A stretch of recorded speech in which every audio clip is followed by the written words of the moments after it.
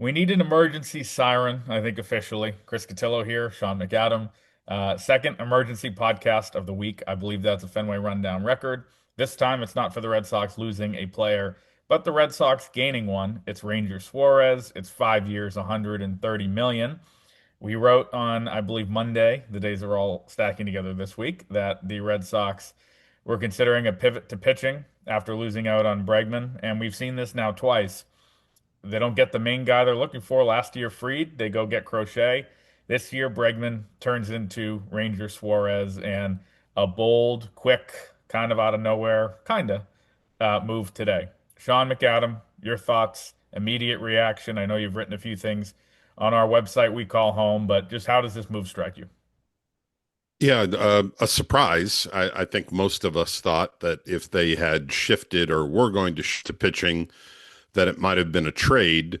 We had not heard them be in on any of the two remaining top starters on the free agent market, both lefties, Suarez and Framber Valdez, the other. And this kind of came out of nowhere. We knew Yep. they were in the market for pitching to try to bolster another part of the roster after being unable to go get a hitter or at least bring Alex Bregman back to play that role. And the one difference I see, and I know that you are writing about this, you talked about the pivot last year from Max Fried to Garrett Crochet, which certainly worked in the Red Sox favor. This is a little different in that they were not considering two different players for the same role. This was filling another need. They were trying to get a righty bat, an infielder, a run producer, lost out on Bregman and decided, okay, maybe we can't outslug teams, but we'll see what we can do about outpitching them. And to that extent, I think this is a good move. I think it's reasonable. There's always a little bit of an overpay when you go into the pitching market for starting pitching, but I don't think it was a gross overpay. It is a little surprising seeing the Red Sox committing 5 years to a pitcher who will turn 30 during the 2026 season. Turn 30, Historically, turn they've, 31. pardon me? He'll be 31 in August, I'm sorry. Correct. Already 30 and about to so be even older. 31. Um, but now we'll be under control for them into his mid 30s. That's typically a play they don't make. It maybe reflects the dwindling options they had on the market, either trade or free agent. But as we said, not a surprise they pivoted to pitching, a little bit of a surprise that they pivoted to the pitcher they did.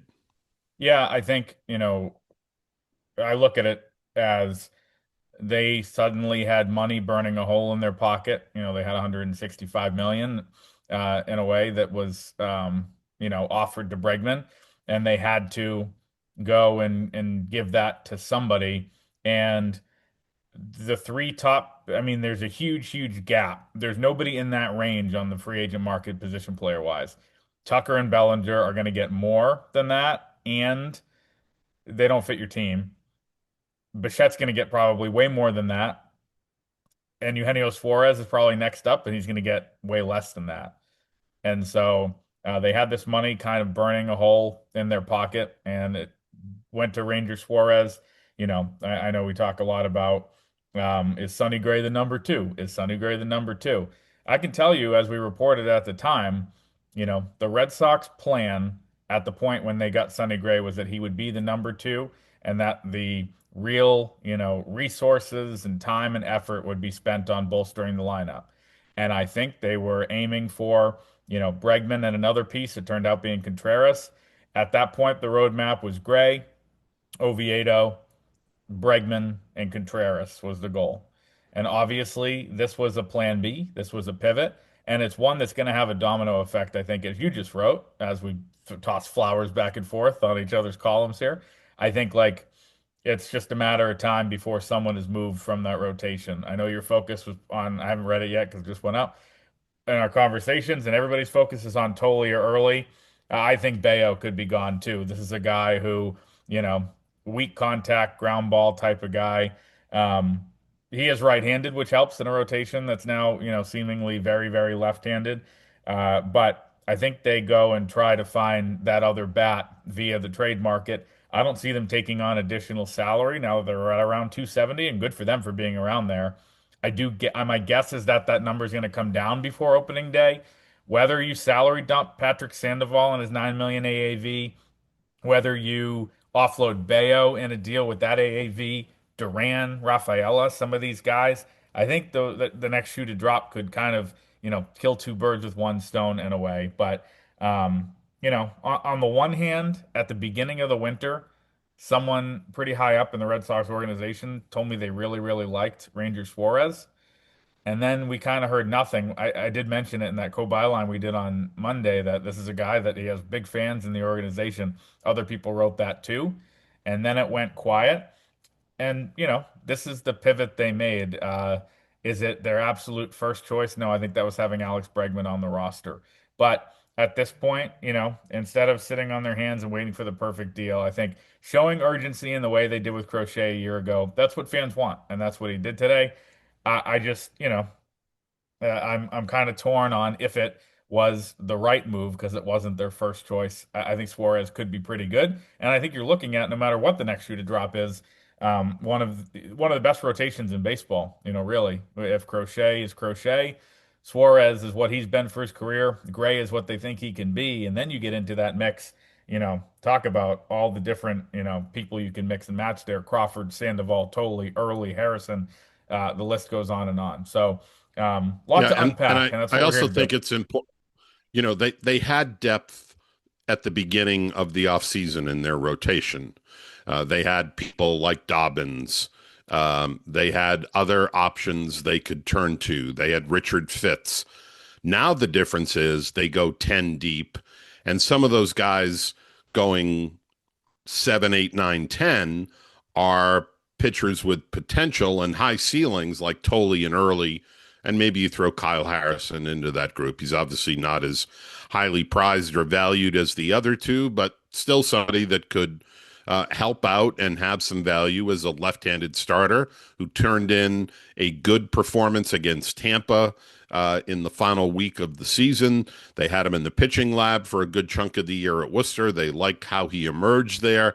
So this is not just fringy guys that get you to 10. These are guys with real high ceilings and potential, and it gives them lots of flexibility now to either deal from the bottom of that rotational depth to get a bat or combine one of those pitchers with one of the extra outfielders and really go get an impact guy. And I wrote in the column whether, the Diamondbacks might arch their eyebrow a little bit and say, well, maybe we'll think about Marte after all if you put together a package that is, say, Connolly Early and Jaron Duran. Now, that would wreak havoc with the payroll here because you're taking on a guy that, even with some deferred money coming from Arizona, is around 15 or 16 million dollars AAV. That would get canceled out a little bit by Duran for 1 year, but that's the only year he's signed for. So it doesn't offer a lot of salary relief. In fact, it adds to a what is now a record payroll for the Red Sox as a franchise. 2019 had been the high point up near 250. They are well past that. And even if they could get somebody to take either Hicks or Yoshida off their hands, it's Sam hard to Ball. think they're going to get down to that first threshold, close to the entrance point to that first threshold. They could potentially get under the second one. Yeah, and you know what? For two guys that have been complaining for them to spend for years, along with the fan base, give them their flowers on a day where they get to that record mark. I think at this point it's smart business to see if you can shed some off of that. And I don't think that they're going to hit 280. I just at this point, and you have to leave some room for the deadline and things like that. But you know, I think if this pivot works out as well as the Garrett Crochet one did, they're going to be in a really good spot. Um, I think you look at why they didn't make it in the playoffs last year. Power, which they haven't really addressed. I think Contreras for Bregman is a 1-for-1 swap in terms of what they'll give you in that perspective, and not having proven veteran arms, horse, horse, horse to go out there. And in a rotation, where, everybody now better than Bayo was my goal for this rotation edition heading in. Gray was probably, but right about there. Suarez definitely is. And so a rotation where Bayo is either a trade chip or your number four starter is a really, really good one because this is a guy who they had designs on becoming. I mean, hell, he was their opening day starter 2 years ago, Right. And The one thing that I think maybe should concern people is the fact that Suarez has not been a innings eater. He has never pitched as many. Let's put it this way: he's never qualified for an ERA title. You need to pitch 162 innings as a starter to do that, and he hit 157 and a third this past year. That was a career high. Now, he hasn't had any major injuries. He hasn't, most of the time, he's made 27, 28 starts. I don't want to say he's injury prone, but he's not a guy who typically goes deep into games. And that is a little bit of a red flag here. On the positive side, he's been very good in October. He's got an ERA well below two and 11 appearances in the postseason, seven or eight of those starts. I think it's a 1.68 ERA in the postseason. That jumps out at you. But the fact that he's not a guy that is necessarily going to give you six or seven innings every time maybe is a little bit of a concern. Yeah, and like there's again, we've been looking for the perfect player for 4 months, and there's no such thing. This guy has Right. upside. He's, a throwback in a way. Pitchability, throws 90. Low 80s, can get out. There's something too. I was thinking yesterday about all these kind of big-bodied pitchers the Red Sox have, all throwing 100 and all that type of stuff, and that's what they want to assemble. Giving you a different look is going to be really valuable if you think about just as a hitter, which neither of us are. Suarez coming at you for, 7 innings, and if you can get there, and then, Chapman throwing 12 miles an hour harder with the fastball after, right? Like that's going to be, um, sometimes that throws hitters off. That's why the Red Yeah, Sox use the. or over the course of a series, having him in the middle Yep. and facing Gray on one side and Crochet on the other, who Right. are both upper 90s guys. Yeah. Well, Gray's, obviously Crochet's in a different category than those guys. But it's your number two, and it is what it is. I think, um, to me, 5 years is people say there's no such thing as a bad 1 year deal. I kind of feel that way about three and four, and five is the upper levels. You can really screw yourself as a franchise with six, seven, eight plus, when it gets into the 9, 10, 11 range, obviously. But five, the risk is a little mitigated. I do think that, on the back end of this, with every pitcher who's 33, 34, 35, there is some risk, to combine those 2 points. It's not like this guy's going to lose velocity as he ages, and that's not going to be a concern. Which, the throwback guys who get into their late 30s and reinvent by becoming weak contact ground ball guys, he's already there, and so I think that's something that could benefit them too. Um, why do you think they went with him over, Valdez or Gallen or Chris Bassett in a cheaper market? Talking to somebody today, uh, they said the Red Sox were really honing in if they were going to spend, it was going to be on a lefty. So I guess that, gives you Valdez and Suarez as your options there. Why is he the guy over, the other guys that were available? Yeah, And why this now instead of like making a play for Dylan Cease? Is that just being outbid from the jump?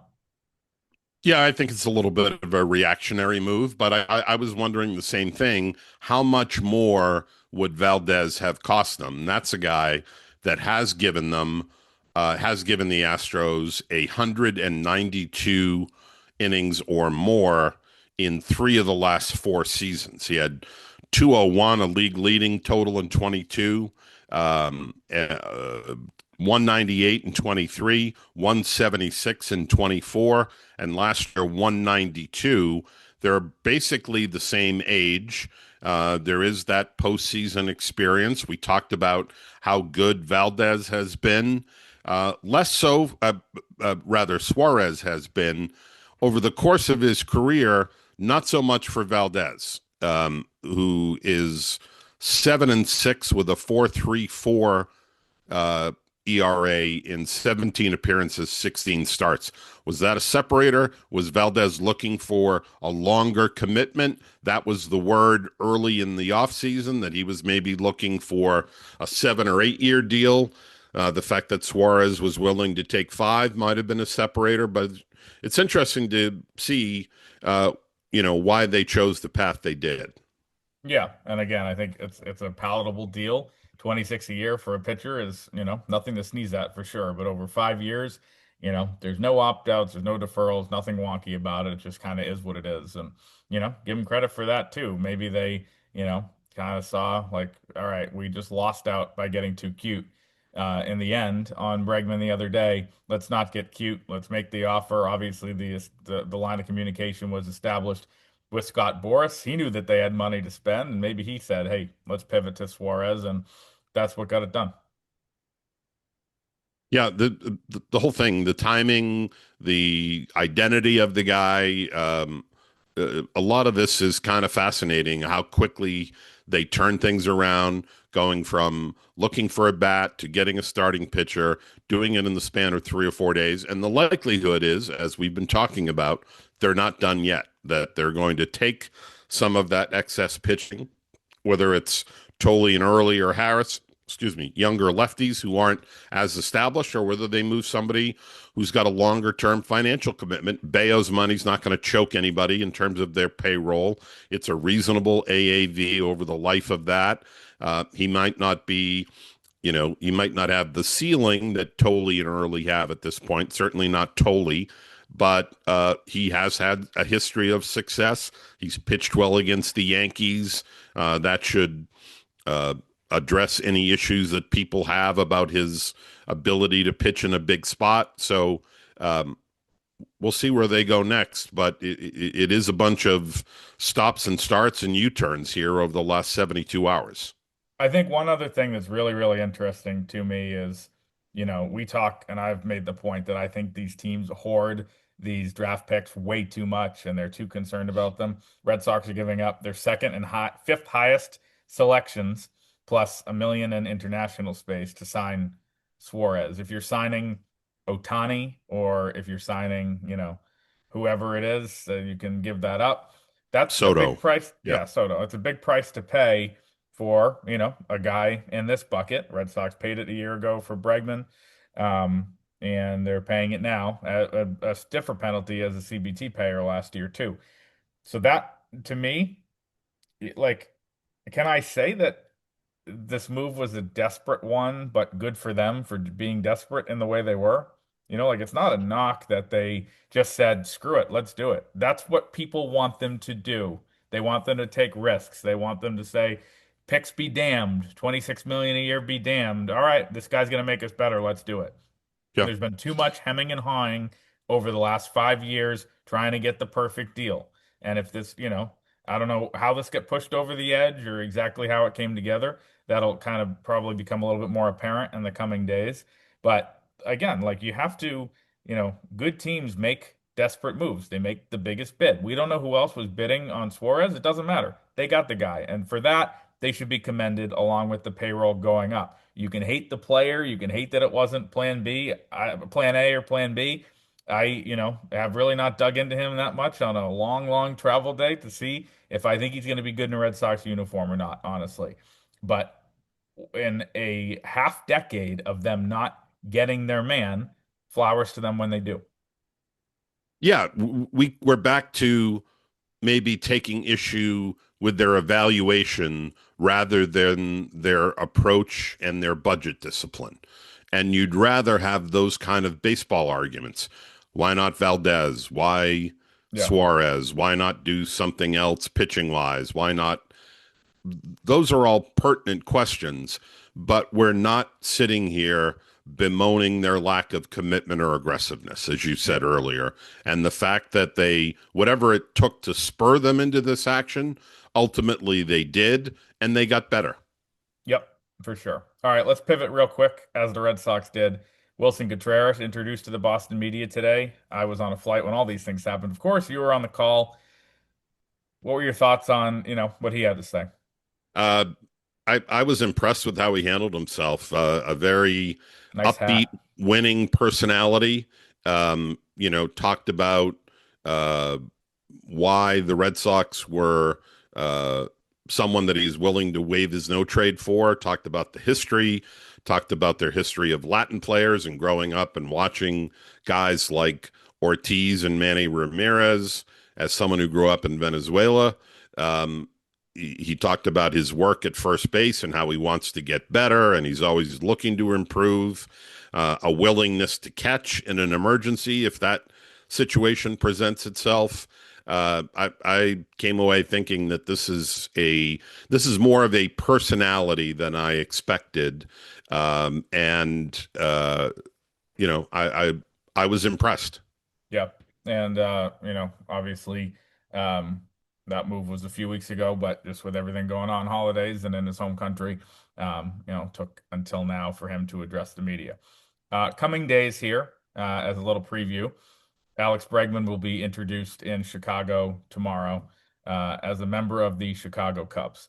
And we will have coverage of that, brought to you on MassLive.com as I am here across from Wrigley, and an audience with Scott Boras, perhaps, which could also be very timely. Hopefully, he's going to comment on a move that's not yet official. But these things are flying. It's been a very busy week. Appreciate you all listening and following along.